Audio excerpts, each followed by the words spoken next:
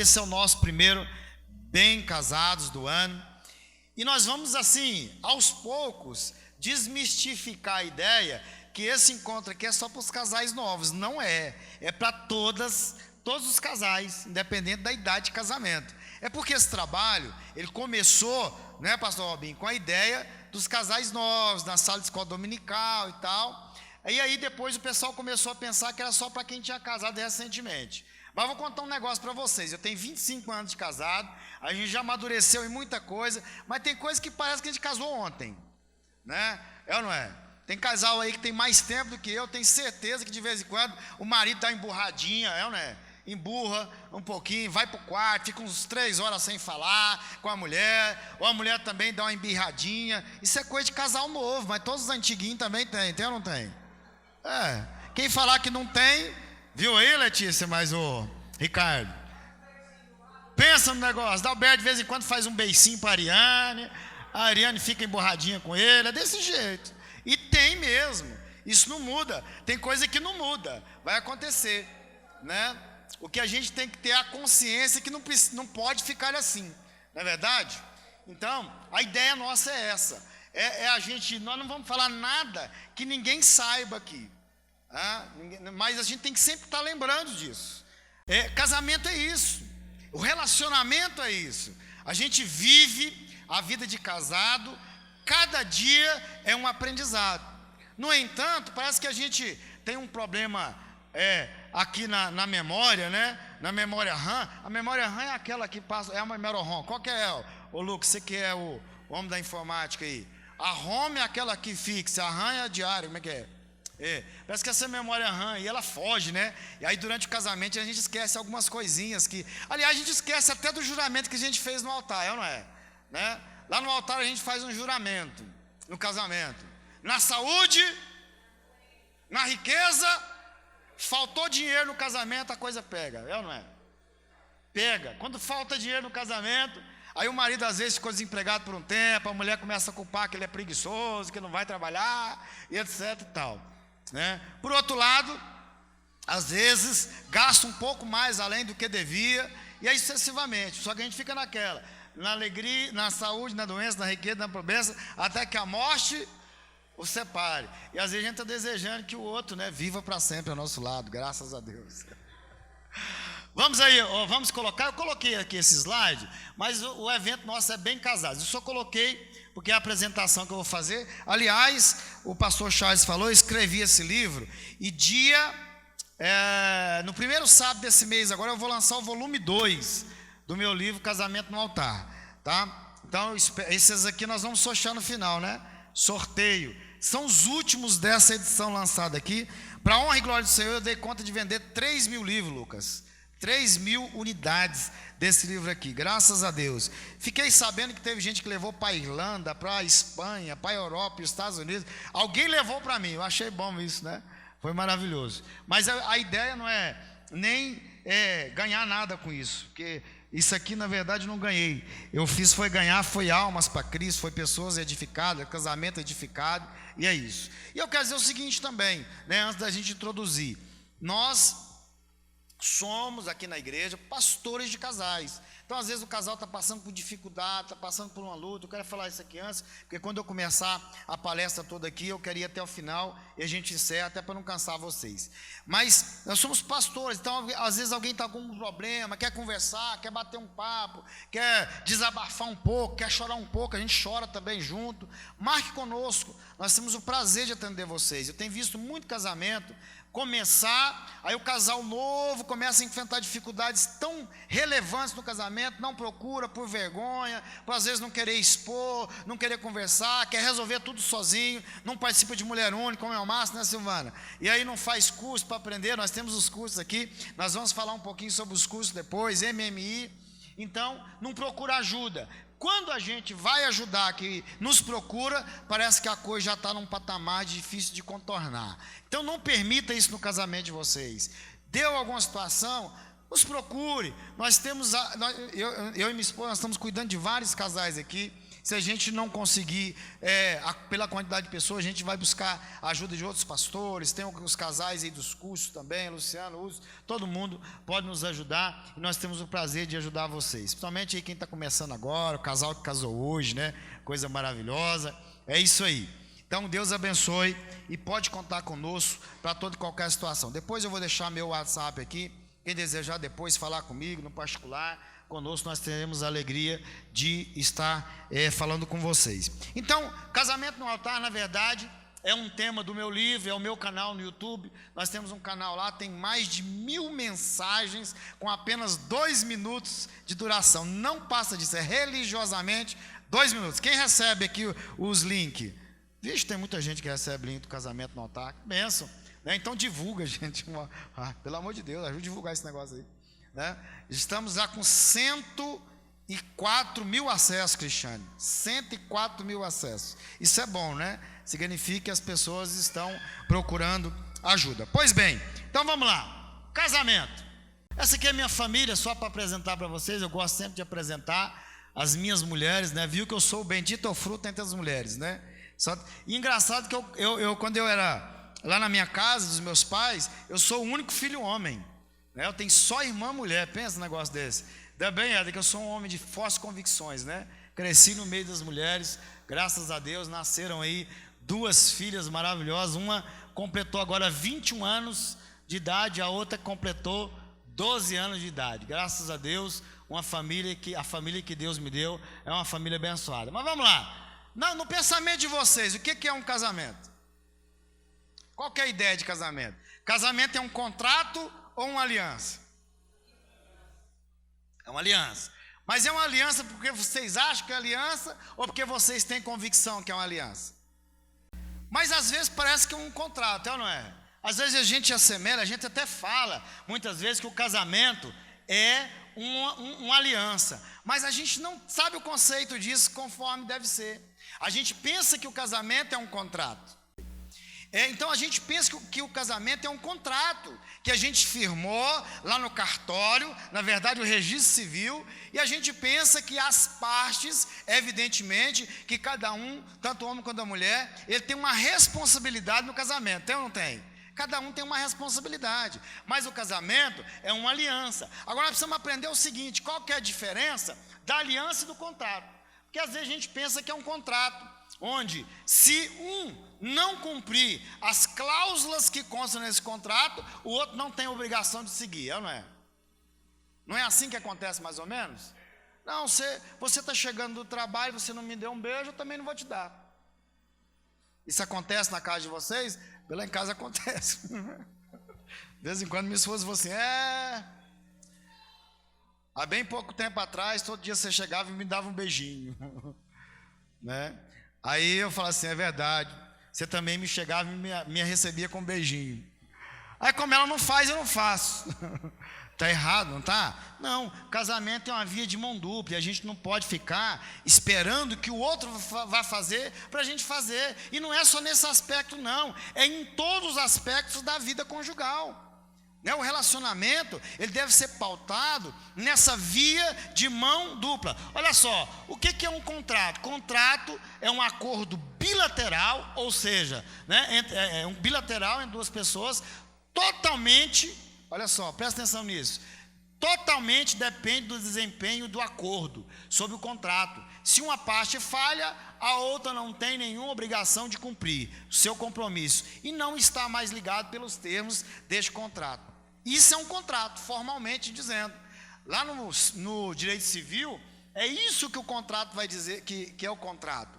Eu tenho um casamento, e nesse casamento, ele não pode jamais funcionar, na realidade, como esse contrato. Ele deve funcionar, na verdade, aí quando eu perguntei o que era, vocês disseram que era uma aliança. Agora, já que vocês disseram que era uma aliança, e não é um contrato, então vocês precisam conhecer muito bem os termos dessa aliança.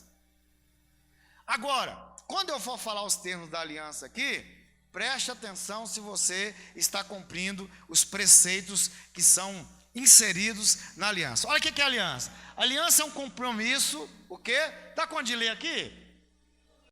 Mas preste atenção nisso aqui. O contrato é o quê? E esse aqui é o quê? Sabe por quê? A Bíblia diz assim, em Gênesis 2, 24. Deixará o homem, unir-se-á, e serão ambos uma só carne. E por que é unilateral? Aqui não existe o preceito do contrato. Se uma parte falha, o outro não tem compromisso em cumprir. Como vocês disseram que é aliança, então todos conhecem esse preceito, não é? Ou não? Então, quando há um problema lá no casamento, você vai dizer, eu digo assim, a aliança não depende do desempenho de nenhuma das partes. É um compromisso unilateral feito uma com a outra parte, na presença de Deus, e independe do desempenho do parceiro. Olha, pastor, mas esse negócio é difícil demais, véio. Como assim? Deu um nó aqui, não entendi nada. O primeiro pensamento é esse, né, Silva? Não entendi nada, como assim? Não depende do desempenho do parceiro, do companheiro. Não vou usar parceiro não, que esse negócio de parceiro está meio confuso aí fora, né? Do cônjuge, vamos usar cônjuge que é melhor.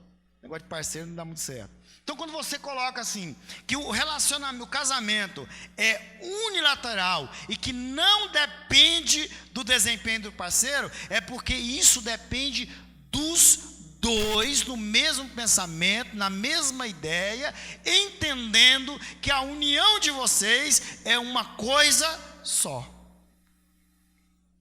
Deu para compreender isso aí? Deu para entender? Então, o casamento, quando há uma parte que está desentendendo, tem alguma situação complicada, que você não está dando conta, que os homens reclamam das mulheres, que as mulheres não cumprem a parte dela, o homem reclama, a mulher reclama do homem, o homem reclama da mulher, e aí começa aquela discussão. Na realidade, o amor do casamento é o amor que Cristo nos ensinou, é o amor incondicional. E se é amor incondicional, não depende do desempenho. Cristo olhou para o seu pecado para te oferecer a salvação, né? Casamento é um negócio tão sério que o próprio Jesus, ele se compara a um noivo e a igreja como a noiva. Não é isso? O mandamento de Cristo a despeito do casamento em relação ao homem para a mulher, qual que é? Homens, Efésios capítulo 5. Amai. Não, só os homens, se você é os homens que vai falar. Brincadeira, a Silvia sabe que eu brinco com ela. Vai só os homens comigo aqui. Qual que é o mandamento para os homens no casamento? Maridos, amai.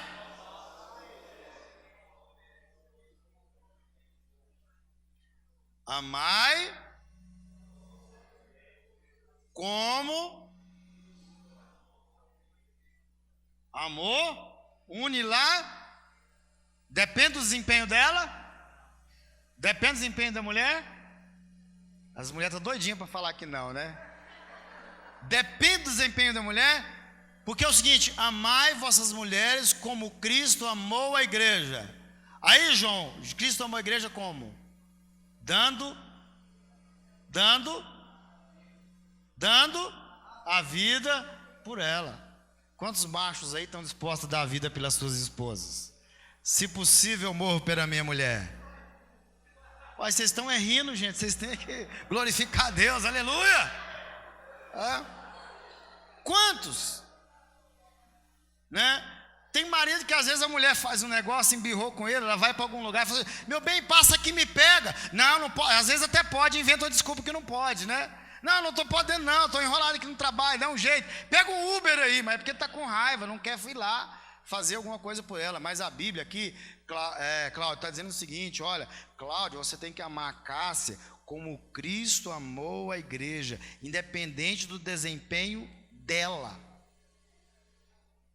Entendeu? Entendeu, irmão? Agora para as mulheres, o que a Bíblia diz?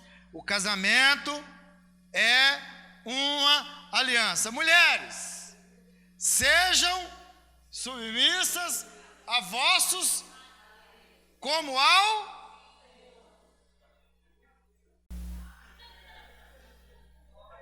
Só as mulheres falam, os homens não precisam falar agora não. Seja submisso aos vossos maridos como para o... E se é para o Senhor, depende do desempenho de Deus, para você se submeter a Ele? Não, não. Esses dias eu gravei um vídeo, ninguém vai achar ruim que eu vou falar aqui não, né? Homens frouxos e mulheres atiradas. Eu estava até falando com o Rogério hoje, né, Rogério? Obrigado pela presença sua, da Camila aqui conosco, viu? Tive a manhã inteira com ele. Pensa num homem agradável, né? Deus abençoe sua vida. E falando sobre isso, né?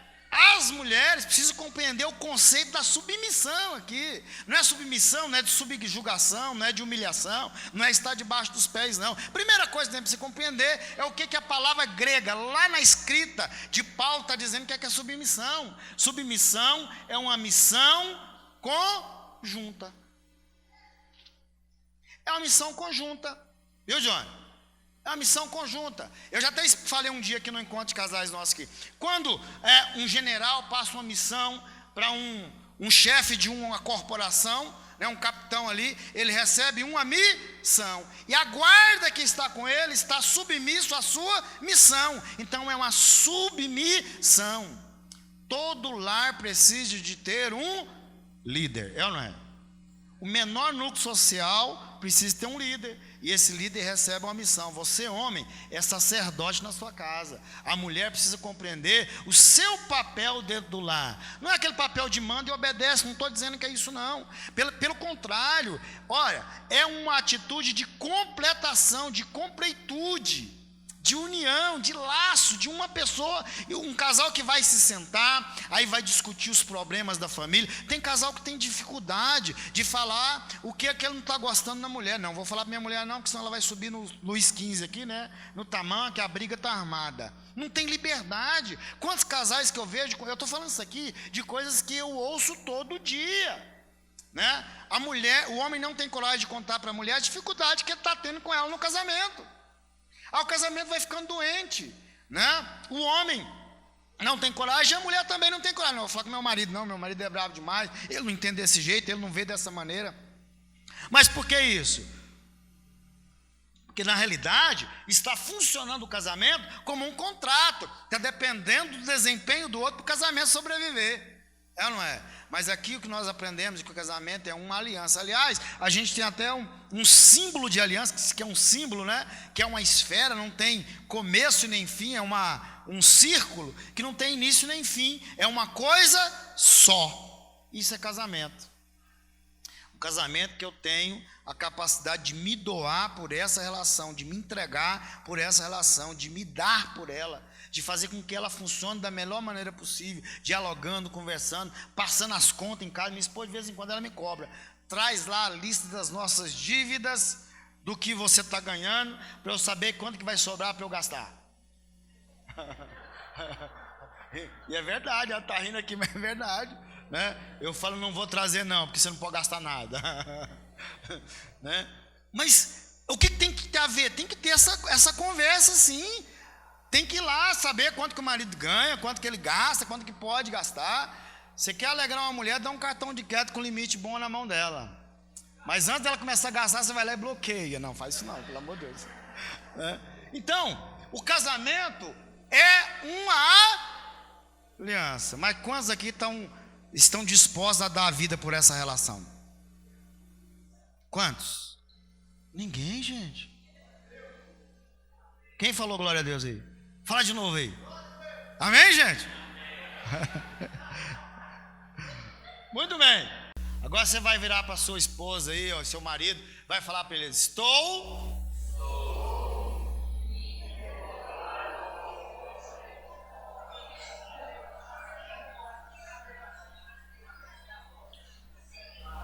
Gente, leva esse negócio a sério.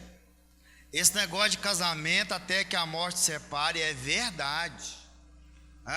Esses dias, tempos atrás, eu vi um pregador falando um negócio assim que eu achei interessante, né? Ele falou assim que o casal, o marido chegou para o pastor e falou assim: pastor, o senhor fez meu casamento. E agora eu não estou dando muito certo com a minha esposa, eu quero que o senhor ore porque eu quero me separar dela. Não, você quer que eu ore? Não, eu quero que o senhor faça meu divórcio também. Eu falei: não, primeiro vamos orar. Vem aqui, ajoelha aqui. Aí ele começou a orar: Senhor, está aqui esse homem, peço ao Senhor agora que tire a vida dele, que corte o fio da sua existência. O cara começou a ouvir aquela oração, né, esquisita, e que amanhã nós possamos estar aqui fazendo o velório dele. Essa parte eu acrescentei, não foi ele que falou não, né? E aí o cara: peraí, pastor, como assim? O senhor está orando para eu morrer? Lógico. Qual foi o compromisso que você fez lá no altar? Até que a morte. Então, se você quer separar, eu tenho que fazer o quê? E é você que morra, porque é você que está querendo separar. Né? Então ele estava orando para ele morrer. Quer separar, então tem que morrer. Né? Pensa, a situação é essa. Hoje os casamentos eles estão sendo dirigidos de forma descartável. Vou me casar, se der certo, eu continuo. Se não der, eu não continuo. Como assim? Isso não existe. Né? Casou, é para sempre. É até que a morte separe. Não tem esse negócio de separar, não. Eu pergunto uma coisa para vocês. Você escolheu a sua mãe? Quem escolheu a mãe aqui? Eu vou nascer da fulana de tal. Quem pode fazer isso? Quem tem filhos aqui? Foi lá no banco de Deus e diz assim: Deus, eu quero um assim, cabelos, né, loiros, cabelos cacheados, cabelos crespos, olhos azuis, olhos negros, pele branca, pele morena, pele vermelha, pele amarela.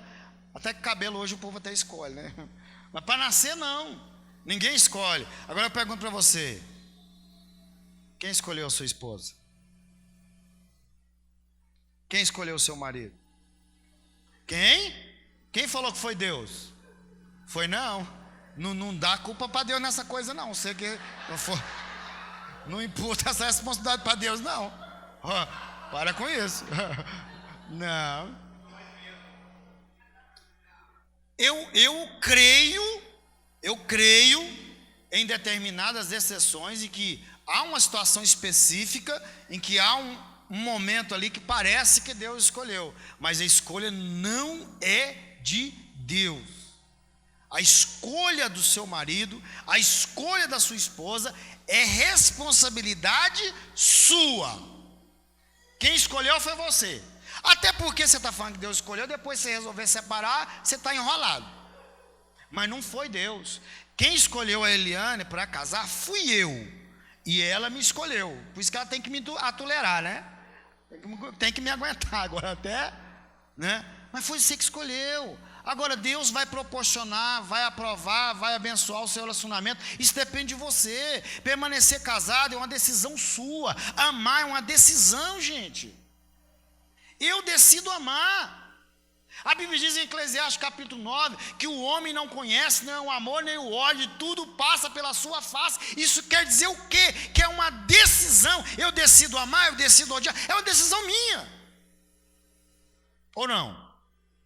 Mas o casamento foi você que escolheu. Chupa essa manga. Escolheu é sua. Escolheu é seu. A decisão foi sua de escolher para casar. Agora, Deus vai abençoar essa relação quando você coloca o seu casamento na presença de Deus, quando você coloca o seu relacionamento na presença de Deus. Deus vai abençoar, vai derramar as bênçãos sobre esse casamento, sobre essa relação. Amém, gente? Agora diga para sua esposa e seu marido: eu te escolhi. Pronto. Culpa Deus não. Hoje, né? Então, esse relacionamento é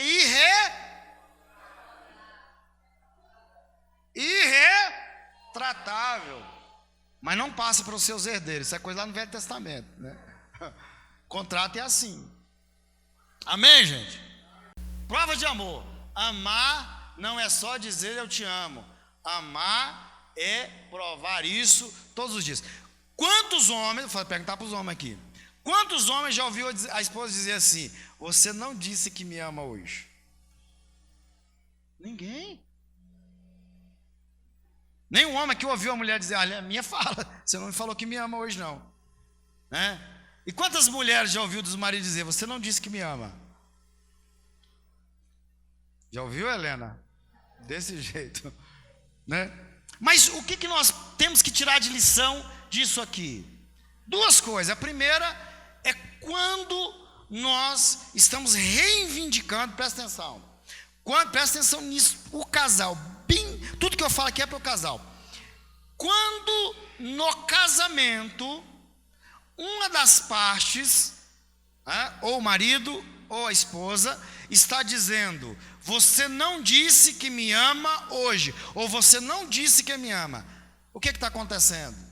Está faltando nesse relacionamento a prática da expressão de amar. Se eu sinto falta de ouvir que ama, é porque as minhas atitudes não estão sendo condizentes com esse termo.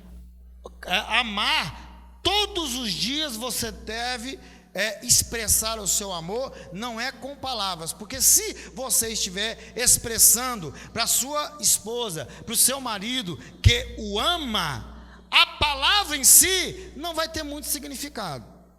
Então, se na minha casa está faltando essa expressão, eu não preciso colocar, às vezes, o meu casamento em dificuldade para que alguma das partes no casamento deva provar o amor por mim. Tem gente que quer que o outro faça loucura para ele, né? Aluga um helicóptero, derrama flor sobre a casa, outro quer que o outro pula de cima de uma árvore, de um negócio do espenhadeiro, para dizer que ama, outro que chega fazendo, sei lá, um monte de coisa por aí, para provar que ama. A maior prova de amor é dentro do lar, dentro de 4 paredes, dentro da casa em si. Estou nem falando de relação sexual não, porque relacionamento sexual é consequência.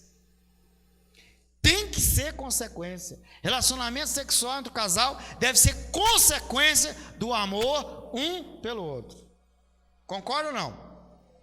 Então essa prova de amor tem que ser diária, com atitudes diárias, né? Eu sempre digo o seguinte, irmão, de vez em quando, que quando a gente está namorando, eu mesmo quando eu namorava, eu reconheço que eu era muito mais romântico que eu sou hoje.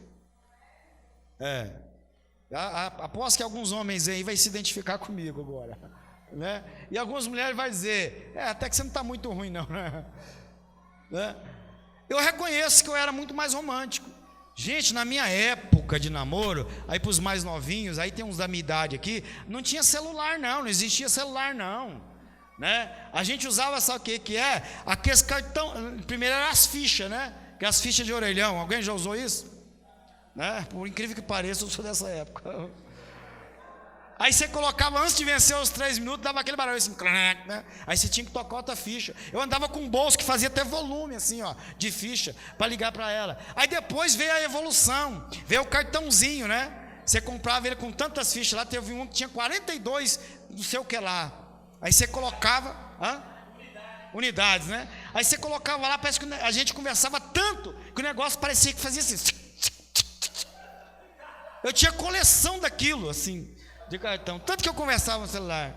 Eu acho que era até uma providência de Deus, não ia dar conta de pagar celular hoje em dia, né? Tanto que conversava, né? Levava presente, até hoje ela tem alguns presentinhos que eu dava. De vez em quando a Eliane exibe umas cartinhas. Você lembra disso? Eu não acredito que eu escrevi umas coisas dessas. Estou brincando, né? Mas a verdade é essa. Sabe o que a gente faz? A gente, com o tempo, aí para os que casaram recente, casou hoje, né? Cuidado para não perder essa prática. Vale para os dois. A prática do romantismo. Quantos maridos aqui abrem a porta para a mulher entrar no carro? Né?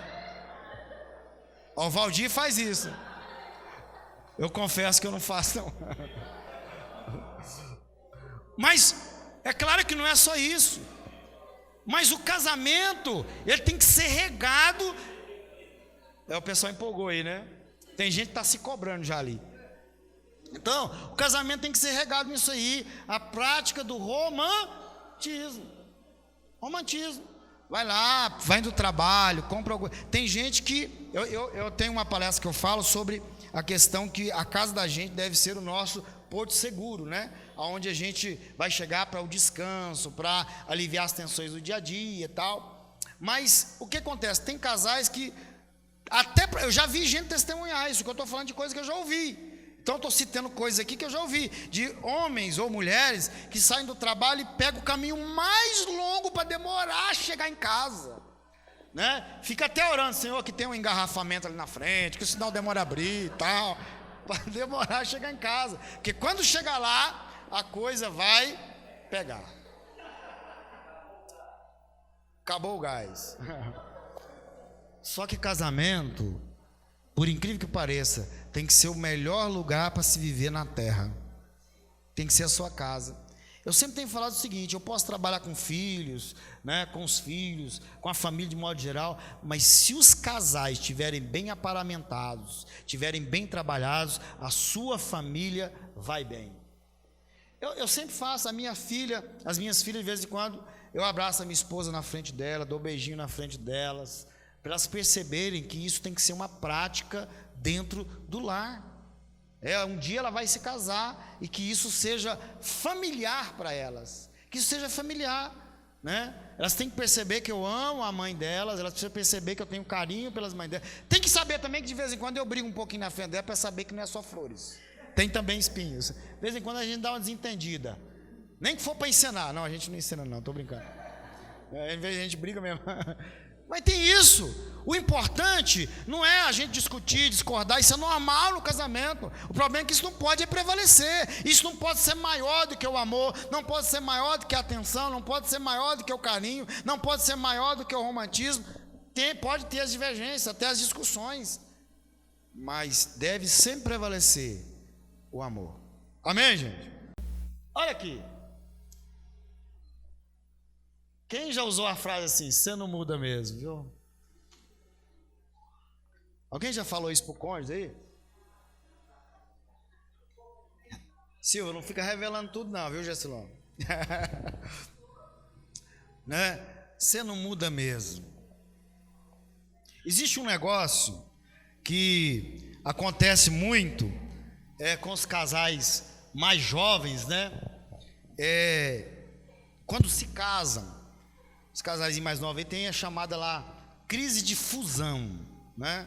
Casou, aí o marido vem de uma cultura totalmente diferente, o marido vem de uma cultura diferente, a mulher vem de cultura diferente, e aí quando se casam dá aquele choque, porque a mulher, ela sonha em casar, aquele negócio de escola lá, Valquíria, de história de como é que foi, das fadas, né? Aquilo tudo lá, a mulher sonha com aquilo, casar com um príncipe encantado, que vem montado no cavalo, né? Quando só não chega o cavalo, aliás, quando, né, no relacionamento às vezes chega só o cavalo, não chega o príncipe, né? Etc. Tem aquelas historinhas assim, mas nada a ver, isso é só história lá, né? Essa história de quadrinhos é só na mente das mulheres. Homem não sonha casar com aquelas fadas, aquelas princesas, o homem não sonha com isso. Aí que dá o choque, porque ela pensa que o relacionamento dela ou vem de uma situação, de um exemplo ruim, ou vem de um exemplo bom, né? Aí cada um tem a sua experiência pessoal. Quando casa, pensa que todos os problemas vai resolver. Aliás, tem gente que casa para resolver problema da solteirice, ou da solidão, ou para ter alguém para cuidar dele, para cuidar dela, etc. Não é verdade? Às vezes a gente faz isso, e a gente aposta a nossa felicidade na mão dos outros. Não é verdade? Quem casou para ser feliz aqui? Levanta a mão. Quem casou para ser feliz? Quem casou para ser feliz no casamento?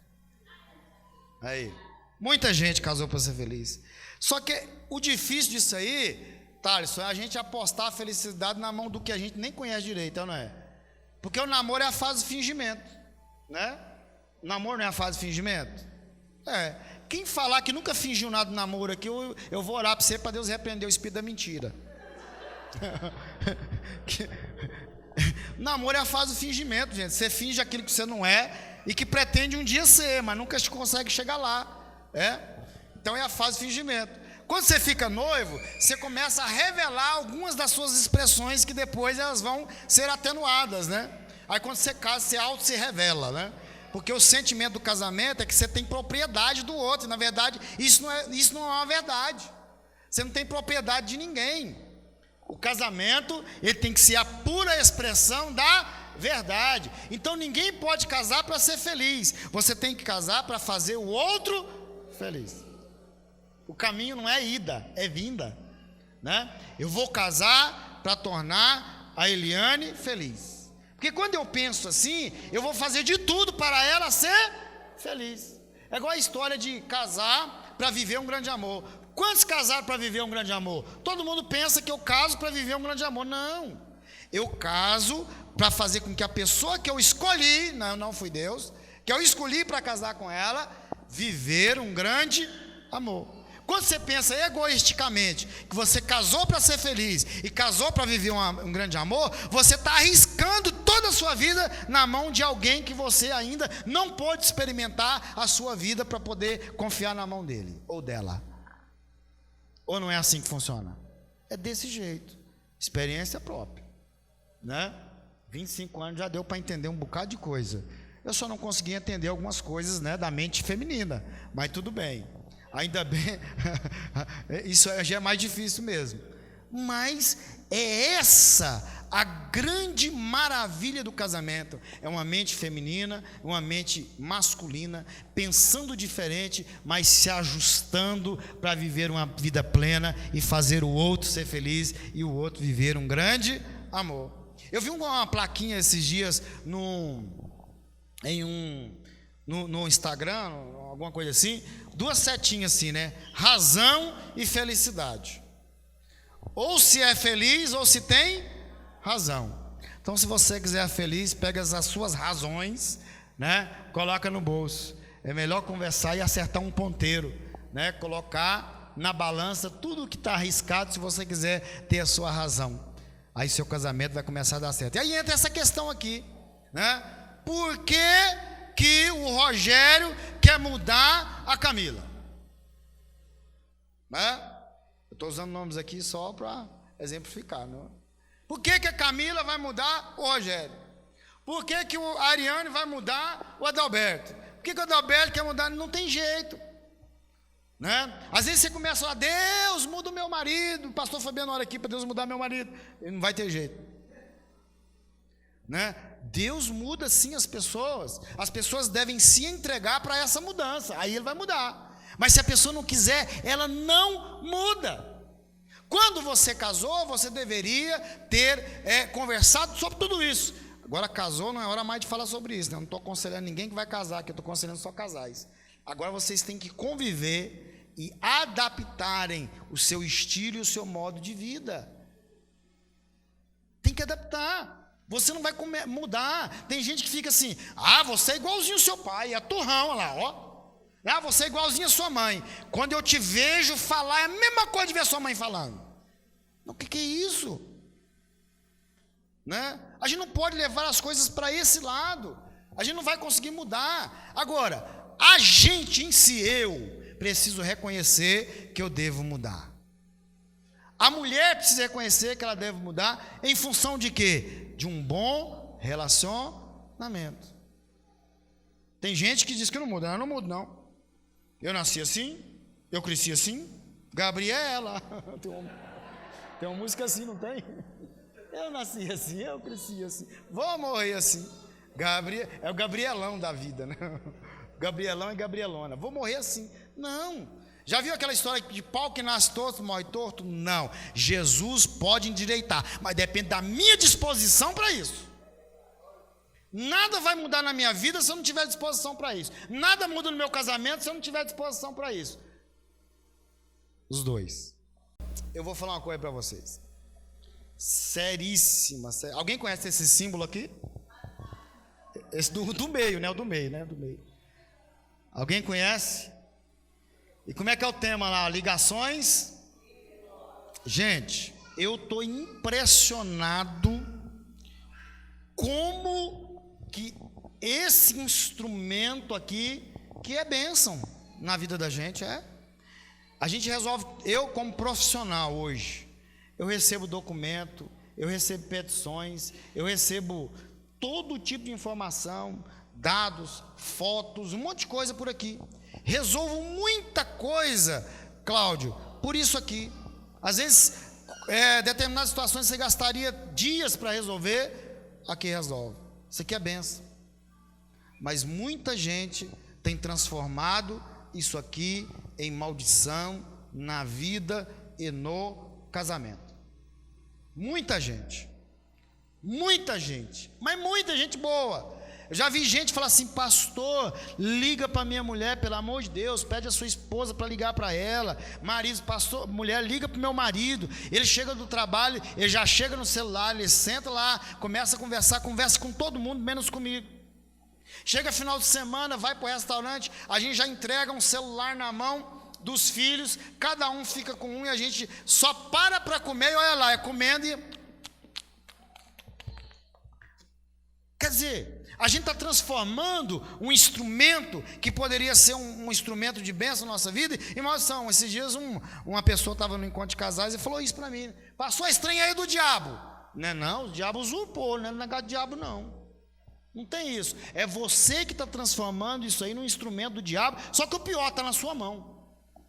Então você que está sendo o diabo da conversa, né? Então, o que acontece? Hoje está muita gente, homens, pelo amor de Deus, não usa um aparelho de telefone. Você é casado, você não pode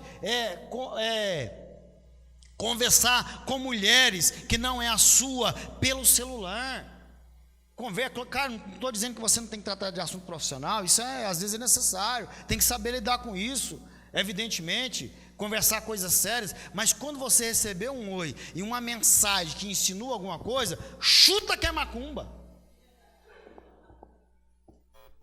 Viu uma mensagem que está insinuando alguma coisa de alguma mulher e você é casado, tira, é o diabo querendo te flertar. E é o próprio diabo, não é a mulher que está do outro lado não, é o capeta que está lá. Como diz alguém, né? O capeta é o demônio. Mas na verdade está sendo usado. Tem muitos casamentos que estão se deteriorando porque as pessoas estão dando atenção. Pega um instrumento desse, de um celular desse, hoje em dia, hoje mesmo eu estava conversando com as pessoas aí, e elas me falando de uma situação, até pediu para eu preparar uma palestra relacionada ao assunto da pornografia.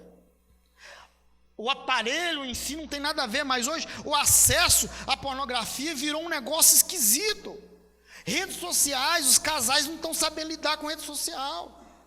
Vai para a praia lá, se exibe totalmente, coloca em todo Instagram, Facebook, tudo quanto é jeito. O irmãozinho casado pega lá, começa a passar, é amiga da fulana, é amigo do ciclano. Aliás, às vezes pega até o salário da esposa, porque lá tem muito mais mulher do que o dele, né? Aí começa a olhar e passa lá, vai, sangue de Jesus tem poder. Essa mulher está quase pelada aqui. Não, mas deixa eu ver esse negócio direito aqui, ó. Misericórdia! Aí vai lá e volta de novo. Até que o negócio não é muito ruim, não. Aí, está abrindo brecha para o inimigo. A Bíblia diz assim, em Mateus capítulo 18: se os seus olhos forem bons, todo o seu corpo terá luz. Jesus estava pensando no WhatsApp, nas redes sociais nesse dia, eu tenho certeza. Outro versículo que Jesus estava pensando sobre o WhatsApp e redes sociais é aquele assim, ó: se o teu olho te faz pecar, viu, Johnny? Arranca-o e joga. É melhor entrar no céu sem um olho do que perecer a alma no inferno. Jesus estava pensando no WhatsApp, nas redes sociais nesse momento, na hora que o diabo está usando o instrumento. É ou não é? Casamento não tem que ter isso. Quantos homens aqui têm a senha do celular da esposa? Aê, muito bem. Quantas esposas têm a senha do celular do marido? Né? Quando o meu celular é aquele de como é que chama? Biometria? Assim, ó, né? A minha esposa pegou meu celular, ela registrou os 5 dedos da mão, não sei para que isso.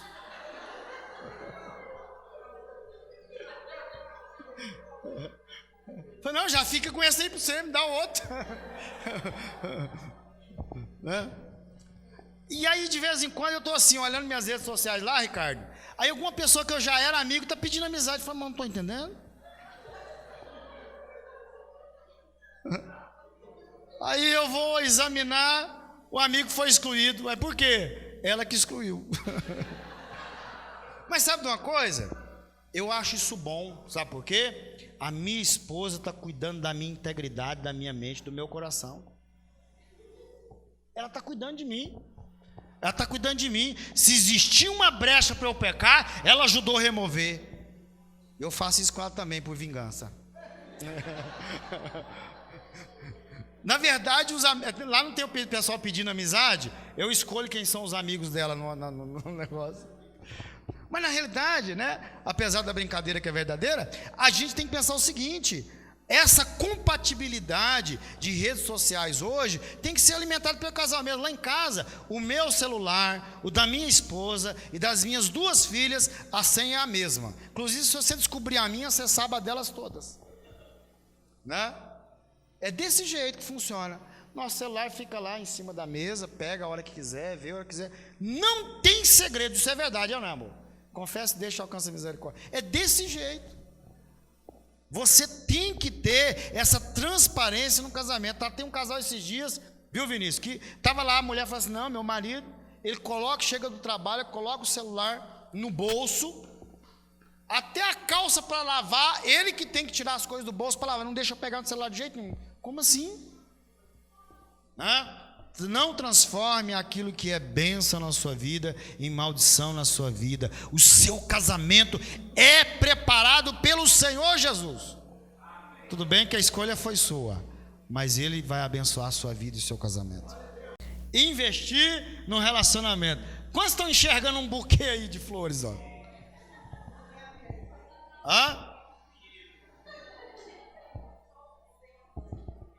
Investir no relacionamento, né?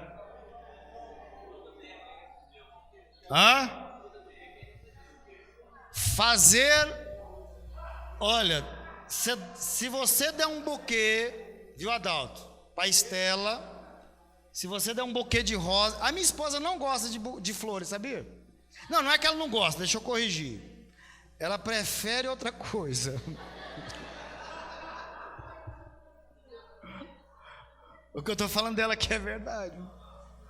Mas se, Cláudio, eu levar um buquê com uma nota de 100 em cada botão, irmão, vai fazer a festa. Vai ou não vai? Né? Pensa numa mulher que vai ficar feliz. Mas a ideia não é essa, não. Sabe, às vezes a gente pensa que investir no casamento é dinheiro, é presente, são coisas, não. Investir no relacionamento não é isso, não. É atenção, é carinho, é cumplicidade.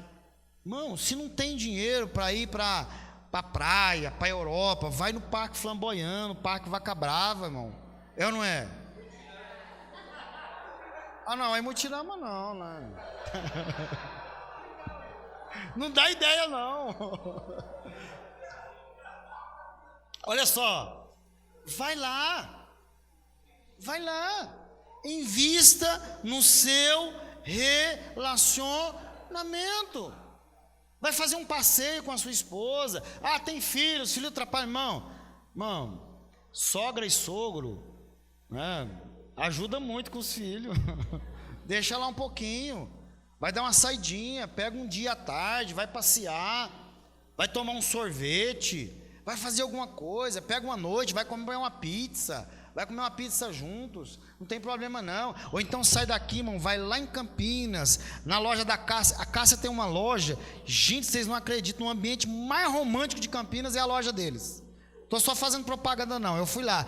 Parece aqueles cantinhos da Europa lá em Campinas. E lá ela serve uns negócios bonitos assim, dá para você tirar umas fotos e pode colocar lá, ali, ó,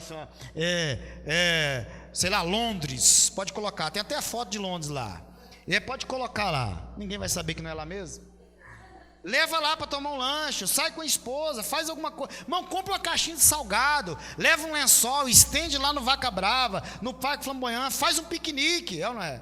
A pessoa acha brega isso, mas todo mundo acha que isso é uma atenção, é carinho, é ou não é, Yara? Põe o Sidney para fazer isso para você, né? Faça com que a pessoa que você casou com ela se sinta importante. Não pode chegar ao ponto do casal dizer assim: não, meu marido não importa comigo, a minha mulher não importa comigo. Ora com ele. Como eu disse, relacionamento sexual é um processo após tudo isso que eu falei aqui. É lá no final. Você não começa pelo sexo, você termina no sexo. É ou não é?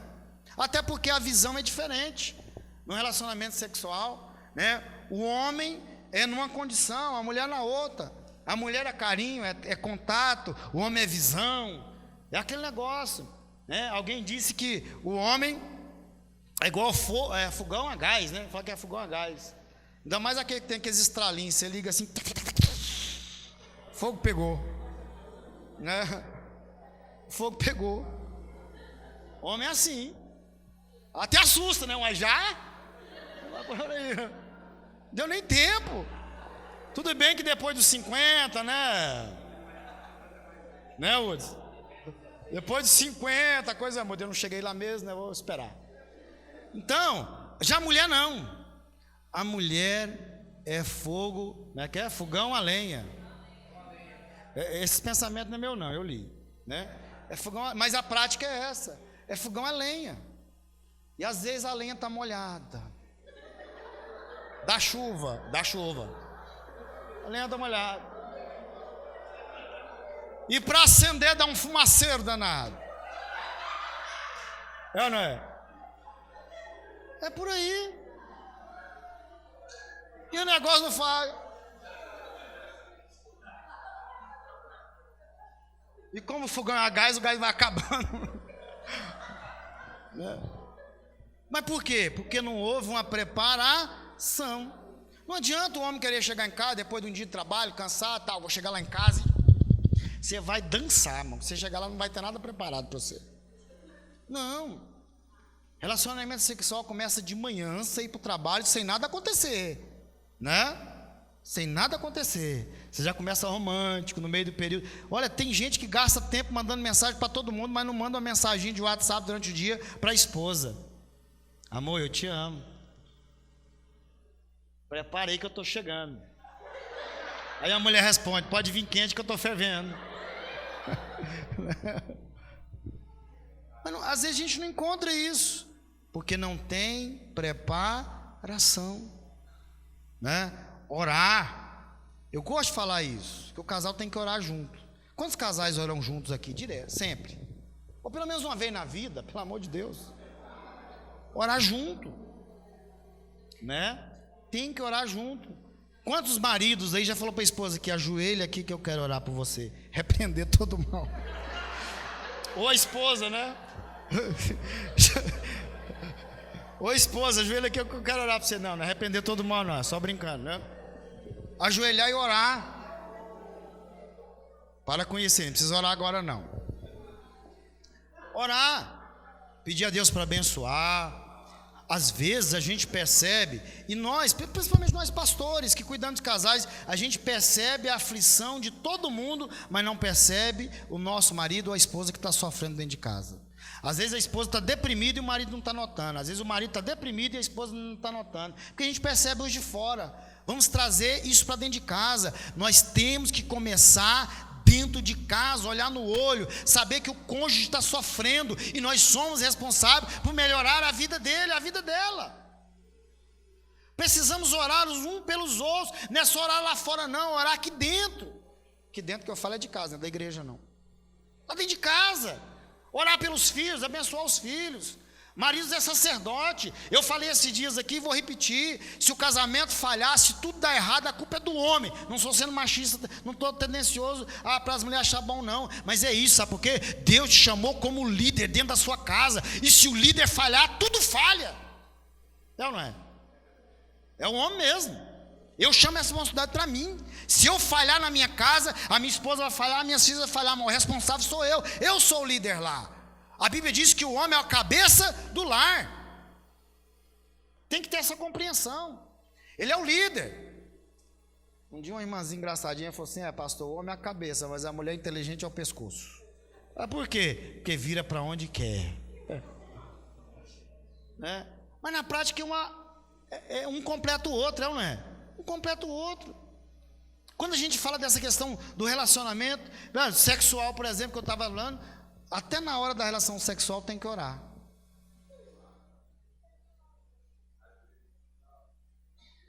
Ajoelha lá antes de orar, de fazer o negócio.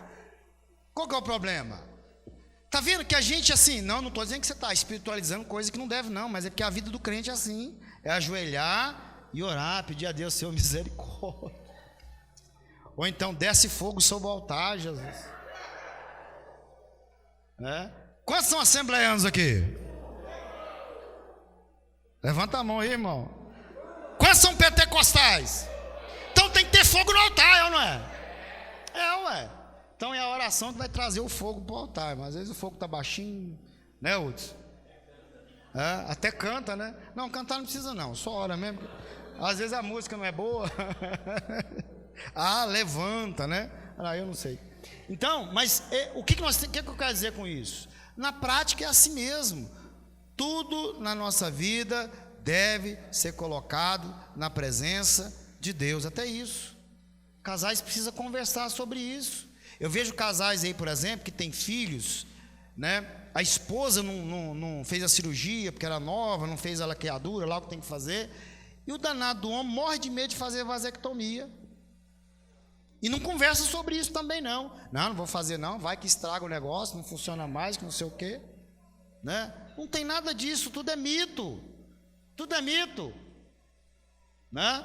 Eu não queria não, mas minha esposa fez eu fazer vasectomia. Mas eu fiz. Não é verdade, eu queria sim fazer. Eu não ia deixar ela, depois de ter 2 filhas, ela não operou, vai cortá-la de novo, vai ficar 40 dias de novo operada, como se tivesse tido um filho, é como se fosse uma cesariana. Aí o homem vai lá no médico, irmão, corta 2 piquezinhos, dá 2 pontinhos de cada lado, corta esse negócio aí, né? Dá 2 pontinhos, sai do centro cirúrgico andando e o problema está resolvido. Precisa conversar sobre isso. O casamento é isso, é um completando o outro.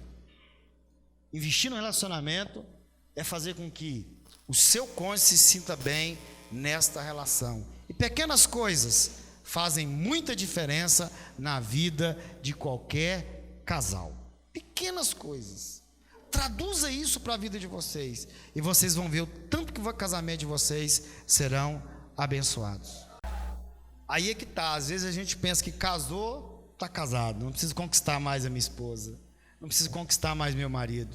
Precisa sim, e é diariamente, tanto para aqueles que casaram agora, como quem tem 10 anos, 15 anos, 20 anos. Quem tem mais de 30 anos de casado aqui? 30. Olha lá, Vânia, Diel, 30 anos, né? Vocês têm 30 anos de casado. Mas todo dia vocês têm que se alimentar e reconquistar uma outra, é ou não é? Todos os dias, isso não para nunca. Casou, tem que reconquistar todos os dias. E quando você aprende isso, isso é muito bom, né? É como lá no livro de Gênesis, tudo que Deus fez, Ele viu que era bom. E o casamento regado pela palavra de Deus, pela oração, é muito bom.